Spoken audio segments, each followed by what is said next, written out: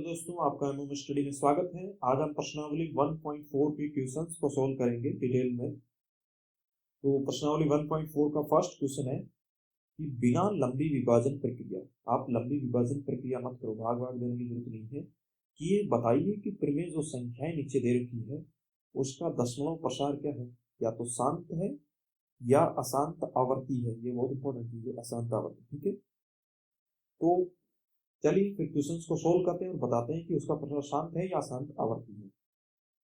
First जो question है वो है 13 डिवाइडेड बाई 3125।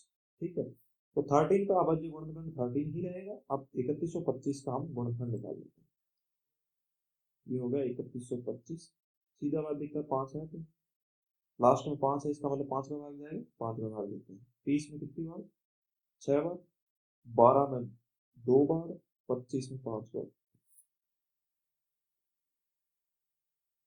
625 में 5 का भाग जाएगा, कितनी बार जाएगा? 6 में 1 बार, 12 में 2 बार, 25 में 5 बार। 125। 125 में फिर से 5 का भाग जाएगा, कितनी बार? 25 बार।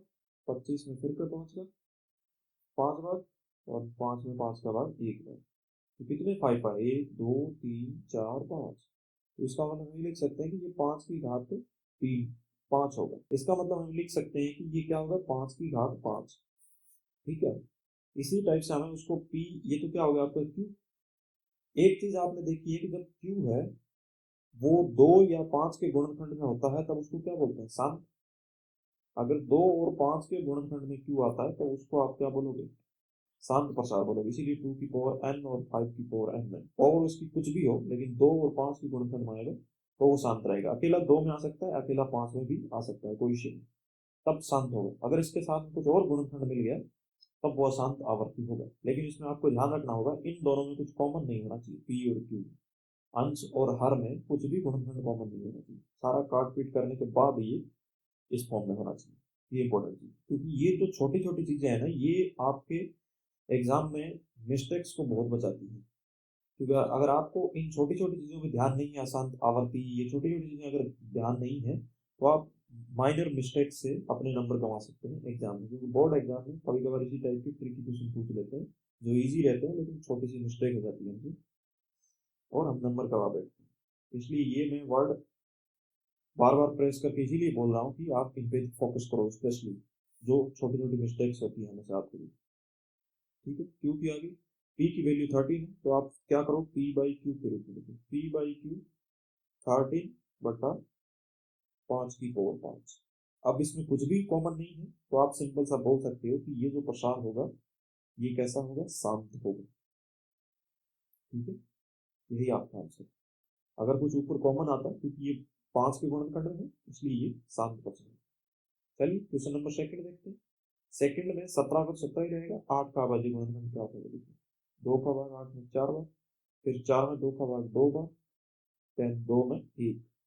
तो क्या हो गया? ये p बाई क्यू में कैसे लिख सकते हो? 17 बट्टा 2 की घात क्यू।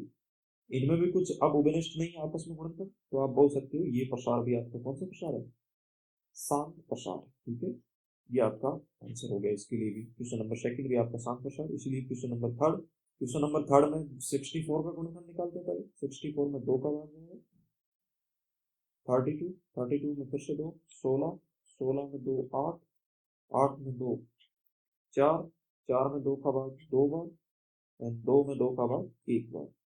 तो ये जो p का गुणनखंड आपका क्या है?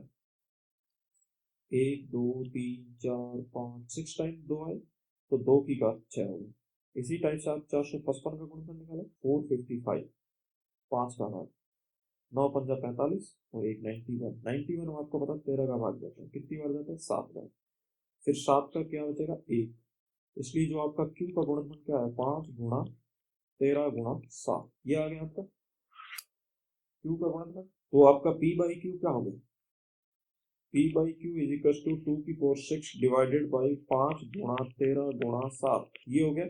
उभयनिष्ठ कुछ नहीं है, लेकिन आपको पता है कि यहाँ 5 के साथ एक्स्ट्रा में गुणनखंड क्या आ गया? 13 और 7 का गुणा भी आ गया, इसलिए ये क्या हो जाएगा? आपका अशांत आवर्ती होगा। ठीक है, क्या होगा? अशांत आवर्ती। ये प्रमेय संख्या तो होगी, लेकिन इसका p बाई क्यू के फॉर्म में लिखोगे तो ये अशांत आवर्ती वाला आपका आंसर आएगा इसका।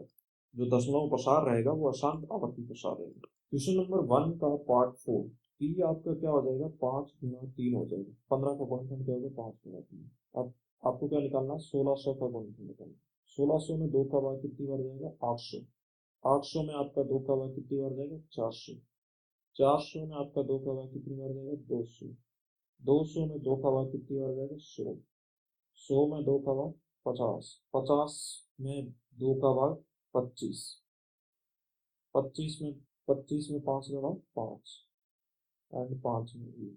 इसलिए जो आपका पी का गुणनखंड आएगा वो 2 कितना है 1 2 3 4 5 6। 2 की घात हो जाएगा 6। 5 कितनी बार 2 की घात 5 की घात 2। तो इसको आप पी बाई क्यू के रूप में जब लिखोगे तो क्या आएगा 5 गुणा 3 डिवाइडेड बाई 2 की पावर 6 गुणा 5 की घात 2। 5 की घात 1 से 5 की घात 1 कट गया और ये आपका क्या आ जाएगा 3 बटा 2 की घात 6 गुणा 5। इसका मतलब नीचे वाली संख्या है वो 2 और 5 के गुणनखंड के अलावा कुछ नहीं है, इसलिए ये आपका शांत प्रसार होगा। कैसा प्रसार होगा शांत। क्वेश्चन नंबर 5, 29 खुद अभाज्य संख्या है और आपको गुणनखंड निकालना नीचे वाले क्यू पर।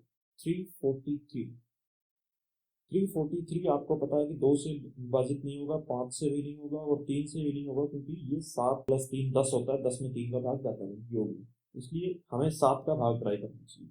और आपको पता है कि 7 का भाग ट्राई करने में एक ट्रिक्स होती है। 7 पे अगर भाग किसी भी संख्या में जाएगा कि नहीं जाएगा उसके लिए ट्रिक्स क्या है, हमें इकाई के अंक के साथ क्या करना 2 से गुणा करना। तो 3 2 कितना आ गया 6। उस संख्या को शेष संख्या में से घटा देना। 34 में से जब 6 जाएगा तो पीछे क्या बचेगा 28। और वो संख्या अगर 7 से विभाजित है, मतलब 28 7 से विभाजित है, कितनी 4 बार जाता है। इसका मतलब इस संख्या 343 में आपका 7 का भाग जाएगा। ठीक है। अगर इस टाइप की ट्रिक्स अगर आपको नहीं पता है तो आप एमएम स्टडी ऑलरेडी हमें अपलोड कर रखी है। 7 का किस संख्या में भाग जाता है किस में नहीं जाता है उसकी ट्रिक 7 की, उसी टाइप से 11 की, 13 की एंड 17 की, उस टाइप से 30 तक अभाज्य संख्याएं हैं, उनकी सारी ट्रिक्स हमने एमएम स्टडी में अपलोड कर रखी है। आप उनको जरूर देखें ताकि ये टाइम सेविंग है आपके लिए। तो अभी हमने ट्रिक से जाना कि इसमें 7 का भाग जाएगा। चलो फिर 7 का भाग देते हैं। 7 चौक 28 एंड 63 में 9। फिर 7 का भाग 7 बार, देन 7 का 1 बार। तो आपका पी क्या आया 7 का क्यूब आया 3 बार का। इसको अगर तुम पी बाई क्यू के रूप में लिख सकते हो तो क्या लिखोगे 29 बटा 7 का क्यूब। आपको पता है कि नीचे गुणनखंड में अगर 2 और 5 के गुणनखंड के अलावा कुछ भी गुणनखंड मिलता है तो वो क्या होगा अशांत आवर्ती। कैसा प्रसार होगा अशांत आवर्ती वाला। तो यही क्वेश्चन का प्रसार है वो अशांत आवर्ती वाला है, शांत प्रसार नहीं है, अशांत आवर्ती वाला प्रसार। ठीक है।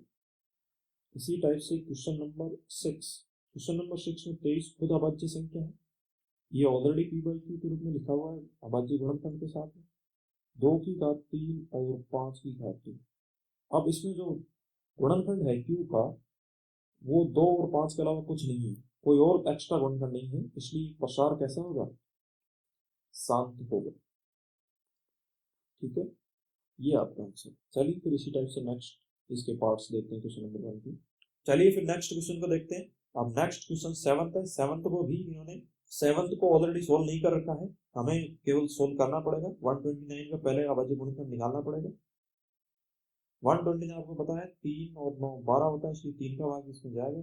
4 3 12 एंड 3 में 43। ठीक है। अब 43 खुद अभाज्य संख्या है, उसमें भाग जाएगा नहीं किसी का, इसलिए आप क्या बोलोगे कि पी बाई क्यू के रूप में सीधा इसको लिख दो, कोई टेंशन नहीं।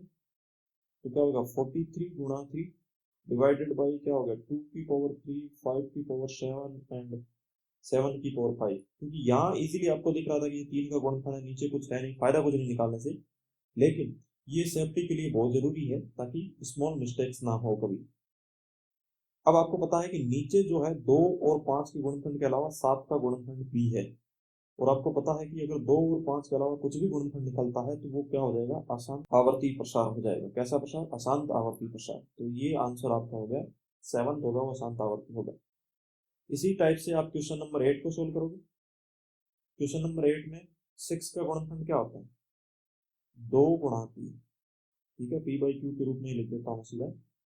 एंड 15 क्या हो जाएगा, 5 गुणा 3, 3 से 3 आपका कट गया।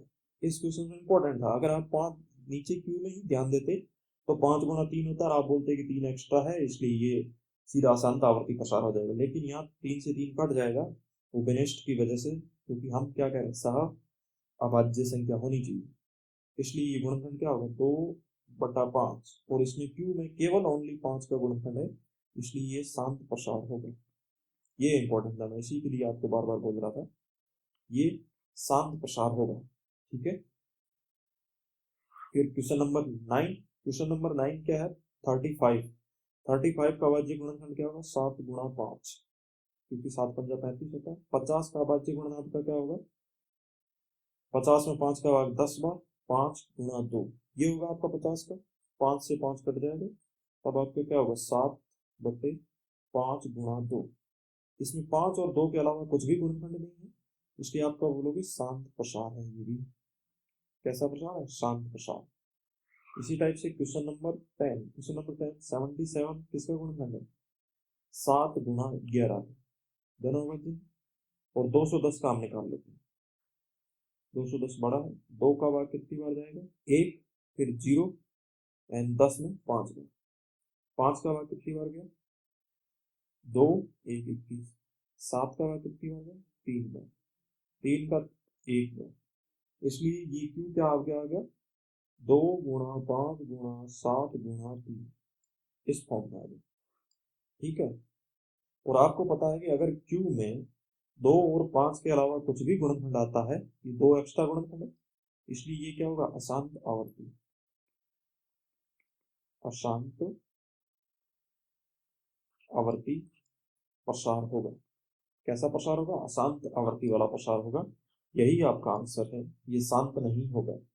ठीक है, तो ये हमने सोल्व कर लिए हैं प्रश्नावली 1.4 का क्वेश्चन नंबर 1 हमने कंप्लीट सोल्व कर लिया।